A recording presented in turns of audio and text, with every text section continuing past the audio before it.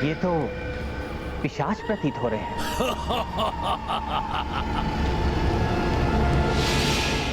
हाँ प्रभु, किंतु चिंता करने की आवश्यकता नहीं है। ये हम में से किसी के भी निकट आने का साहस नहीं कर सकते। हाँ प्रभु श्री राम, हनुमान का कथन सत्य है। हनुमान को पिशाचों पर विजय प्राप्त है। जहाँ हनुमान होंगे या इनका नाम होगा, वहाँ किसी को पिशाच बाधा कभी नहीं हो सकती। तो फिर यहाँ आने का दुस्साहस कैसे कर रहे हैं ये? तुम सबका इतना दुस्साहस, किस प्रयोजन से आए हो तुम यहाँ? हम किसी अनिष्ट के उद्देश्य से यहाँ पर नहीं आए। अभी तो अनिष्ट तो किया है प्रभु श्री राम ने।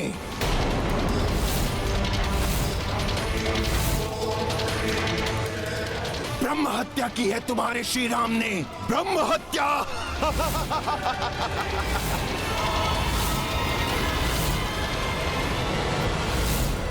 ब्रह्म हत्या, और इस ब्रह्म हत्या का पाप तो लगेगा। और तुम सब इस पाप में भागीदार हो, तुम सब। और तुम सब इस महापाप के फलस्वरूप ब्रह्म राक्षस बनोगे, ब्रह्म राक्षस। और तुम सबको हमारे ही पास आना पड़ेगा। और हमारी ही तरह गति होगी, तुम सबकी हमारी ही तरह गति होगी।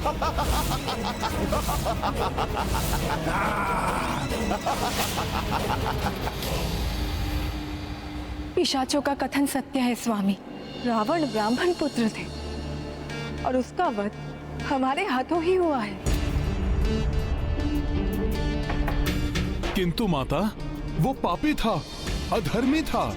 यदि वो अधर्म न करता तो उसका वध नहीं होता। हाँ हनुमान, रावण एक ब्राह्मण पुत्र था, विद्वान भी था, किंतु वो एक दुराचारी था। इसीलिए उसका अंत करना ही पड़ा मुझे। प्रभु, यदि ये महापातक है, तब तो हम सब भी इस महापातक के भागी हैं। किंतु तुम सबका नेतृत्व मैं ही कर रहा था, इसलिए महापातक का दोषी मैं ही हूं। यदि किसी प्रकार मैं इस दोष से मुक्त हो गया, तो तुम सब भी इस दोष से मुक्त हो जाओगे। परंतु स्वामी, यह आवश्यक है कि राजा बनने से पूर्व आप ब्रह्म हत्या के दोष से स्वयं को मुक्त कर लें। हाँ सीते, इस ब्रह्म हत्या के दोष से मुझे मुक्त होना ही होगा, अन्यथा ये कुरीति आरंभ हो जाएगी कि कोई भी राजा या शक्ति से संपन्न व्यक्ति किसी भी विद्वान का वध कर देगा। विद्वानों और ब्राह्मणों का वध निषिद्ध ही रहना चाहिए। प्रभु श्री राम, भगवान शिव सर्वपातक हरता हैं। उनकी कृपा हो गई तो ब्रह्म हत्या के दोष से मुक्ति मिल सकती है। आपका कथन सर्वथा उचित है जामवन जी। मेरे वीर वानरों, हम सबके शीश पर जो ब्रह्म हत्या का दोष है, उसे मिटाने के लिए हम भगवान शिव के आत्मलिंग की पूजा करेंगे।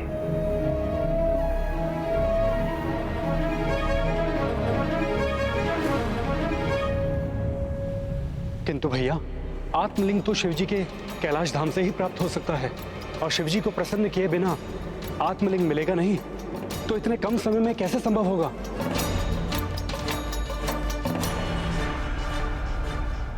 उसकी चिंता मत कीजिए लक्ष्मण भैया, मैं हूं ना।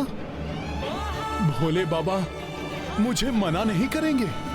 मैं समय रहते ही भोले बाबा का शिवलिंग लेकर आ जाऊंगा।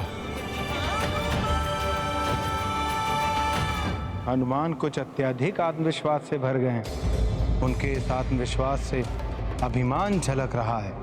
जो कदाचित युद्ध में हनुमान के पराक्रमों के कारण प्राप्त विजय से उपजा है।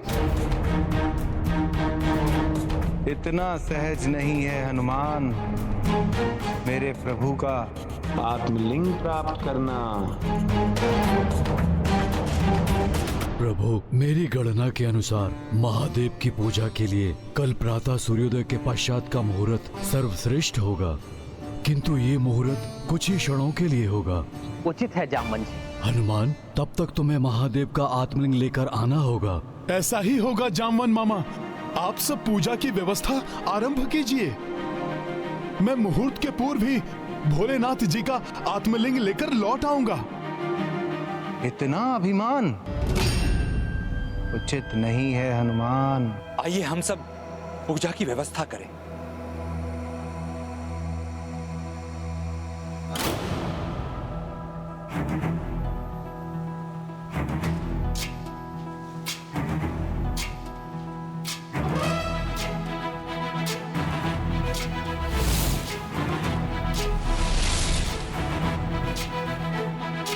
भैया, यदि हम कल तक पूजा करने के लिए यहीं प्रतीक्षा करेंगे तो पूजा के पश्चात अयोध्या पहुंचने के लिए मात्र 8 प्रहर का समय ही शेष रह जाएगा।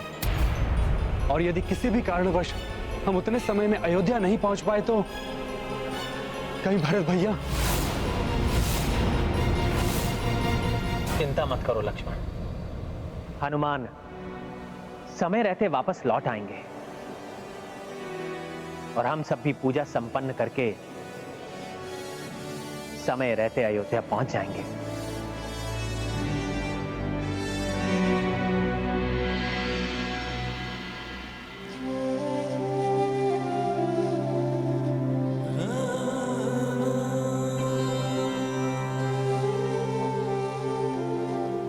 भरत भैया, किसी भी कारणवश यदि राम भैया को यहां तक पहुंचने में विलंब हो गया तो? वचन दिया है राम भैया ने मुझे, वो कदापि विलंब नहीं करेंगे।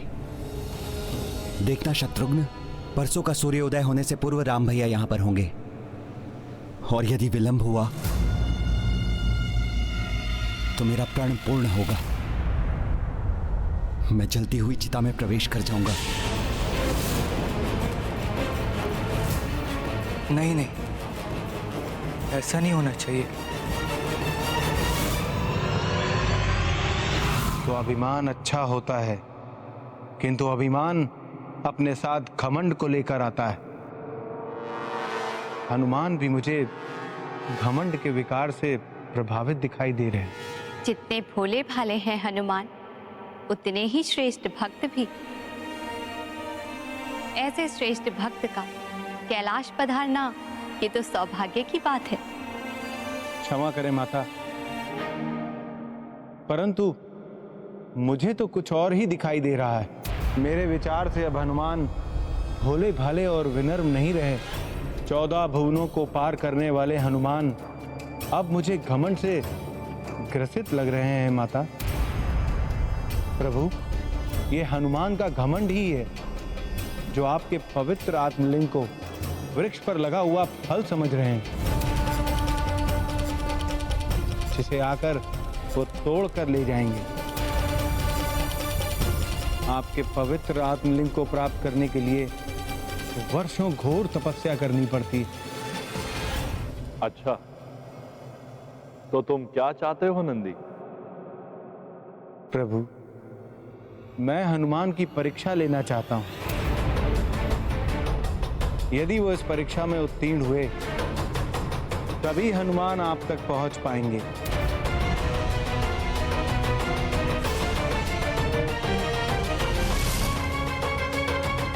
हनुमान, तुम्हें तो बहुत कठिन परीक्षा देनी होगी,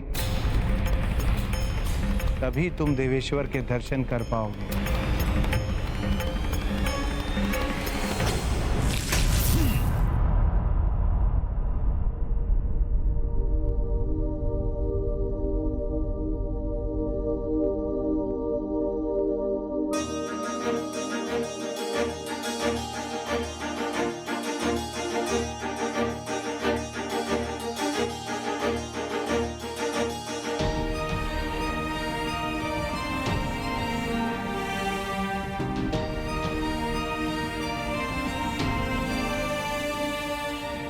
मेरे भोले बाबा के धाम कैलाश पर्वत की पवित्र भूमि, मेरा नमन स्वीकार कीजिए।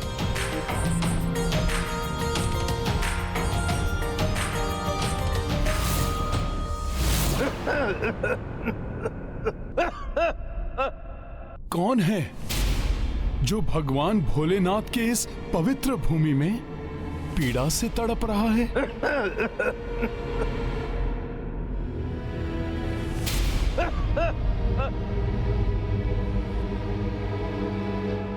ये कौन है?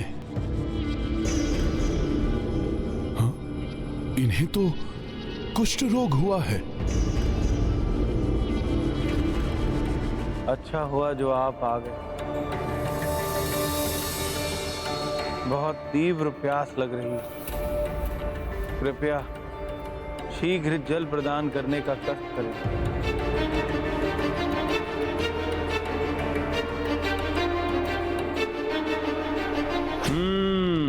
तो मेरा अनुमान सत्य ही था। हनुमान प्रभु श्री राम के प्रिय सेवक हो, इसीलिए इतना घमंड हो गया है तुम्हें कि एक कोढ़ी की सहायता किए बिना ही चल दिए।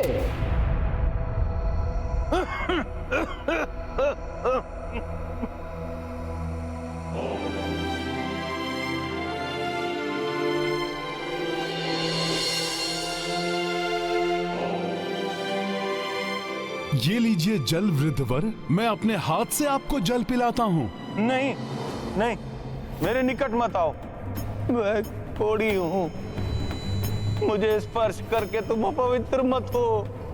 आप भी हम सब की ही भांति भगवान की ही संतान हैं, और आप जैसे मनुष्य की सेवा तो भगवान की ही सेवा होती है। मुझे आपकी सहायता करने दीजिए।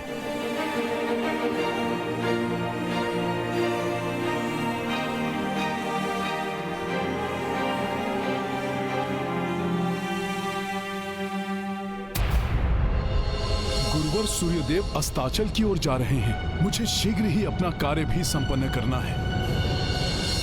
ये तो साधारण परीक्षा थी हनुमान, अभी तो तुम्हें कड़ी परीक्षा का सामना करना होगा। नंदी गए तो थे हनुमान के विकारग्रस्त होने की परीक्षा लेने, किंतु स्वयं ही अभिमान के विकार से ग्रस्त होते हुए प्रतीत हो रहे हैं। यदि समय रहते विकारग्रस्त होने का आभास हो जाए और प्राणी संभल जाए तो विकारों से बचा जा सकता है। देखते हैं नंदी को इसका आभास होता है या नहीं। धन्यवाद वानर श्रेष्ठ। ये तो मेरा कर्तव्य था वृद्धवर। अब आप मुझे आज्ञा दें, मुझे एक बहुत ही आवश्यक कार्य हेतु जाना है। आवश्यक कार्य? देखता हूँ तुम्हारे लिए वो आवश्यक कार्य महत्वपूर्ण है या फिर एक कोढ़ी की पीड़ा। राम भैया को वापस आने में किसी भी कारण से विलंब हो सकता है। कोई भी बाधा आ सकती है राम भैया पर।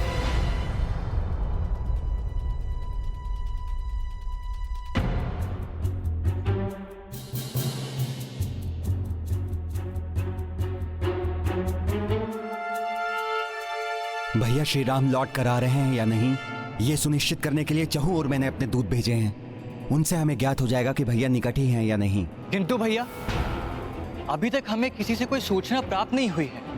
मात्र 1.5 दिन ही तो शेष है। वैसे भी राम भैया लौटकर आएंगे, भले ही विलंब से आए, इसलिए आप अपना प्रण वापस ले लीजिए भैया। शत्रुघ्न, संसार यही मानता है, रघुकुल रीति सदा चली आई, प्राण जाए पर वचन न जाए। भरत का वचन भी अडिग है।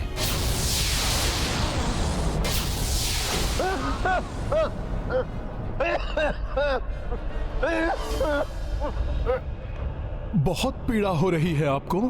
घाव बढ़ते ही जा रहे हैं। इन पर शीघ्र जड़ी बूटी लगाना आवश्यक है।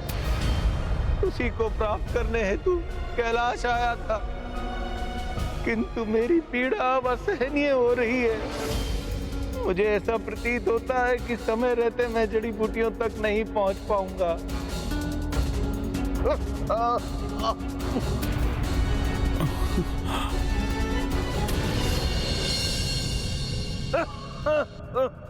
समय रहते आत्मलिंग लेकर नहीं पहुंचा तो मेरे प्रभु ब्रह्मदोष के पातक से मुक्त नहीं होंगे, और यदि इन वृद्ध वर्ग की सहायता नहीं की तो परोपकार धर्म से विमुख होने का दोष लगेगा। क्या करूं मैं? अब सिद्ध हो जाएगा कि हनुमान की ये सेवा मात्र ढोंग थी या सत्य में ही परोपकार धर्म पर अडिग है हनुमान।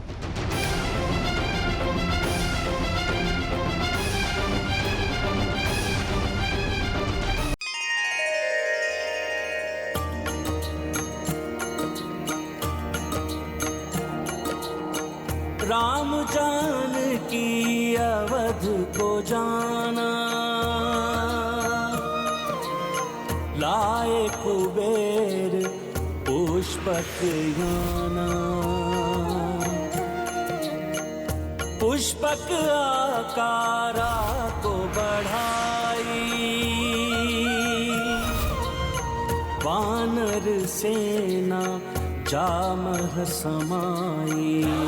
सिया राम जय हनुमान। जा रहे लंका से रघुवीरा, हनुमत संग सब भाव विभोरा।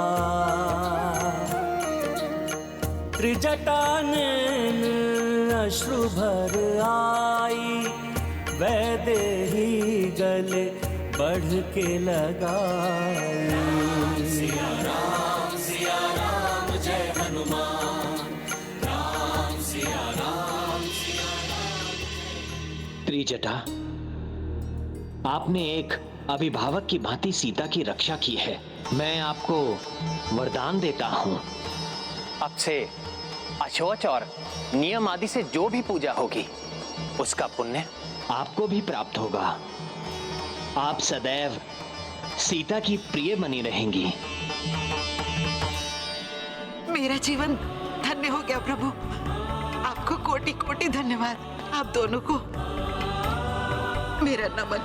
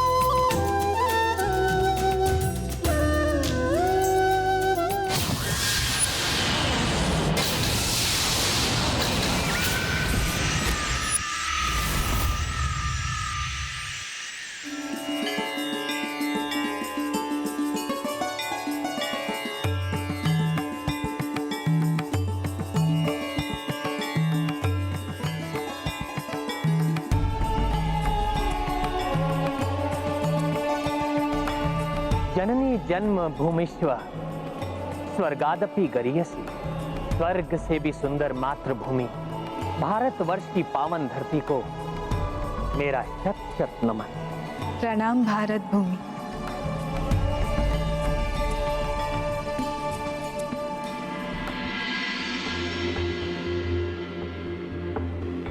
हमारी मातृभूमि का सब पर बड़ा उपकार होता है।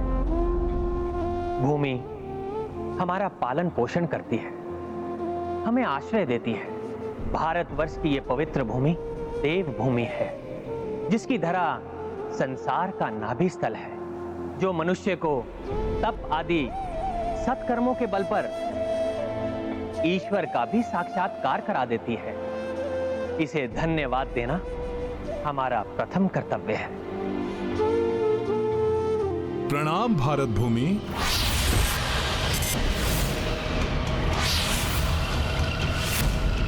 वहां क्या है?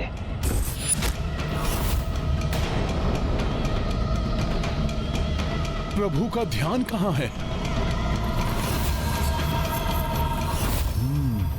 कोई है वहां, किंतु कौन हो सकता है जो कभी दिखाई देता है, कभी लुप्त हो जाता है? सावधान साथियों,